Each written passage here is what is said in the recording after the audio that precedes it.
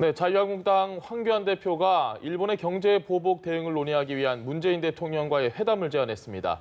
어떤 형식도 수용하겠다고 했는데 민주당은 환영한다는 뜻을 밝혔습니다. 네, 국회에 나가 있는 취재기자 연결합니다. 지성님 기자. 네, 한국당 황교안 대표는 오늘 국회에서 일본의 경제보복 조치를 규탄하는 기자회견을 열고 문재인 대통령과 어떤 형태의 회담에도 응하겠다는 입장을 밝혔습니다. 황 대표는 위기 상황에서 정치 지도자들이 머리를 맞대는 모습은 그 자체로 국민에게 큰 힘이 될 것이라며 청와대 회담을 제안하고자 한다고 강조했습니다. 특히 실질적인 논의가 가능하다면 대승적 차원에서 어떤 회담이라도 수용하겠다며 회담의 형식에 구애받지 않겠다는 뜻을 밝혔습니다. 그동안 청와대는 문 대통령과 여야 5당 대표의 회담을 제안했지만 황 대표는 문 대통령과의 1대1 회담을 먼저 하자고 요구해왔습니다.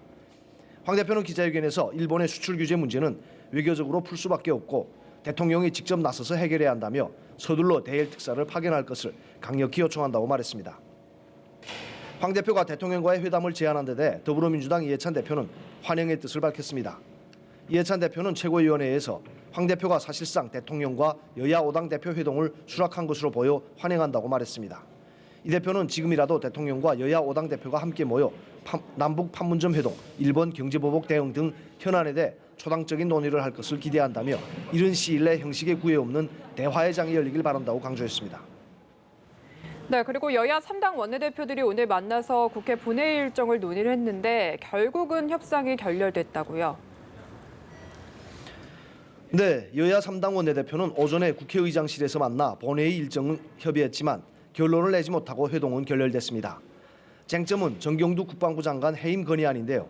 한국당과 바른미래당은 잇따른 군 기강 회의를 이유로 조금 전에 정 장관 해임 건의안을 공동으로 국회에 제출했습니다. 오전 회동에서 야당은 목요일에 정 장관 해임 건의안을 상정하고 금요일에 표결하는 식으로 본회의를 2차례 열자고 주장했지만 민주당은 이를 수용하지 않았습니다. 회동이 끝난 후 민주당 이인영 원내대표는 정쟁을 위한 의사 일정엔 동의할 수 없다며 본회의를 금요일 하루만 열어도 민생입법과 추경안을 처리하는 것이 충분하다고 강조했습니다. 한국당 나경원 원내대표는 여당이 해임 건의안을 표결조차 안 되게 하려는 의도라며 야당의 요구가 수용되지 않으면 본회의 없이 6월 국회가 끝날 수도 있음을 시사했습니다. 네, 그리고 추경안 심사를 위한 국회 예결위 전체회의가 오늘 열렸는데 여기서도 여야가 충돌을 했다고요.